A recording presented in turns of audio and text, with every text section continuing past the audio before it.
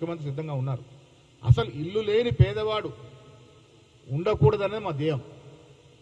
ఆ రకం కార్యక్రమాలు జరుగుతూ ఉన్నాయి. అభివృద్ధి, విద్య, వైద్యం చూసుకోండి. ఇంటిగ్రేటెడ్ కళాశాల ఈ రాష్ట్రానికి వస్తే నిర్వహించుకున్నారా? మెస్ ఛార్జీలు 10 ఏళ్ళుగా బీద పిల్లలు చదువుకునే మెస్ ఛార్జీలు పెంచిన పాపాన పోయినరా మీరు? 200% ఎవరైనా ఊహించినారా? కాస్మెటిక్ ఛార్జెస్, మెస్ ఛార్జెస్ పెరుగుతాయని. సో ప్రజల చెంతన ప్రభుత్వం నడుస్తూ ఉంది. గిట్టని వాళ్ళు, ప్రజలతో ఫేడ్ అయిపోయిన వాళ్ళు, ప్రజలు తిరస్కరించిన వాళ్ళు ఏమైనా మాట్లాడతారు.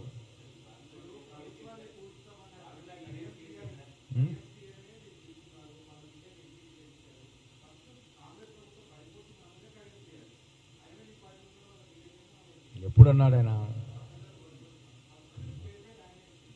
పడ్డ తర్వాత ఏం పడలే కదా మరి. ఫార్ములా ఈ రేస్లో కేసు ముందుకు పోయింది. కోర్టు కొంత వెసులుబాటు ఇచ్చింది. కోర్టు గౌరవిస్తాం కాబట్టి ఆ వెసులుబాటు ఉన్న రోజులు అది ఉంటుంది. డెఫినెట్గా దాని మీద కేసు అవుతుంది. నేను చాలా సందర్భాలు చెప్పాను. ఫార్ములా ఈ రేస్ కార్లో కేటీఆర్ గారు అడ్డంగా దొరికిన్నాడు. ఒక ప్రభుత్వ ఖజానా నుంచి without adapting proper procedure funds ఒక ప్రైవేట్ కంపెనీకి ఎట్లా ట్రాన్స్ఫర్ అవుతాయి? కేటీఆర్ దోషా కాదా? టెంపరీగా వెసులుబడి దొరికిండొచ్చు. బట్ నాకు నమ్మకం ఉంది కోట్ల మీద. డెఫినెట్గా ఫార్ములా ఈ రేస్ కార్లో కేటీఆర్ లోపలికి పోతాడు. న్యాయపరంగా ఉంది, అది పోయేదే ఉంది.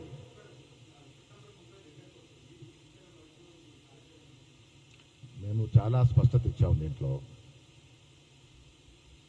రేపు జరగాల్సిన కామారెడ్డి బహిరంగ సభ రద్దయింది వర్ష కారణంగా.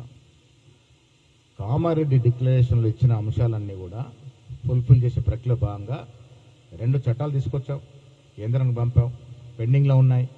ఆర్డినెన్స్ తీసుకొచ్చాం, కేంద్రానికి పంపాం, పెండింగ్లో ఉంది. మళ్ళీ 50% సీలింగ్ క్యాప్ తీసేస్తూ ఇంకో చట్టం చేసాం, పెండింగ్లో ఉంది. మా చిత్తశుద్ధల్లా 42% రిజర్వేషన్ చట్టబద్ధత ఇచ్చే ఎన్నికలకు పోవాలని 3 మాసాలుగా పెండింగ్ ఉంది. ఒక 15 రోజుల్లో కోర్టు జడ్జిమెంట్ రాబోతా ఉంది. ప్రెసిడెంట్ కానీ గవర్నర్ కానీ ఎన్ని రోజులు పెట్టుకోవాలనేది స్పష్టత వస్తుంది. ఇప్పుడు ఆటోమేటిక్గా బిల్ రావాల్సింది మాకు. ఒక 15 రోజుల్లో నెల ఎలక్షన్ లేట్ అవ్వచ్చు. కోర్టును అప్పీల్ చేసుకుంటాం. మేము కోర్టును అడుగుతాం. ఎందుకంటే మా చిత్తశుద్ధి ఫుల్ఫిల్ కావాలని ముఖ్యమంత్రి గారు దీంట్లో స్పష్టత ఇచ్చినారు. రిజర్వేషన్ చట్టబద్ధ ఇచ్చి పోదామనే దాని విషయంలో మా తాపత్రయం కాబట్టి కొంత మళ్ళీ కోర్టుని అడగాలనో లేక ఇంకేదైనా మార్గం చూడాలనే ప్రయత్నంలో ఉన్నాము. మా చిత్తశుద్ధిలో మా ప్రామిస్ ఫుల్ఫిల్ చేయాలని. అవుతాయి. నామినేటెడ్ ప్రక్రియ చేయాలంటే మీరు ఒక 2 పేర్లు, మా జిఎంఆర్ 2 పేర్లు, ఈయన 4 పేర్లు, ఇవన్నీ సరిచేయాలా. దాంట్లో ఎలిజిబుల్ పర్సన్స్ తీయాలి. పెద్ద ప్రక్రియ నడుస్తూ ఉంది, ప్రాసెస్లో ఉంది. వస్తారు, ఏ రోజైనా వెలువడవచ్చు.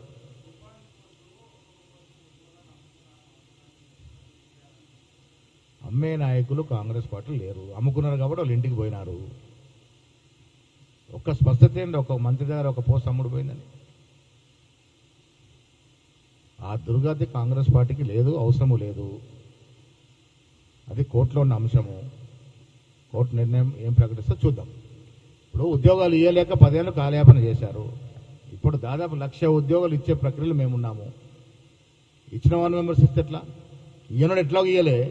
పాత్రలో సామెత ఉంది, ఆడు ఈయనోడు ఎట్లా ఇయ్యలేక ఇచ్చిందనేదో తిట్టినట. సో మేమైతే చిత్తశుద్ధి చాటుకొని 1,00,000 ఉద్యోగాలు ఇవ్వాలనే ప్రక్రియలో దాదాపు 70,000 ఉద్యోగాలు ఇచ్చాం. ఇంకా 30,000 ఉద్యోగాలు ఇస్తానని ముఖ్యమంత్రి నినాక మొన్న చెప్పినారు. మాకు కానీ, మా పార్టీకి కానీ, ముఖ్యమంత్రికి కానీ ఒక కమిట్మెంట్ ఉంది, ఒక చిత్తశుద్ధి ఉంది, ఒక పద్ధతి ఉంది.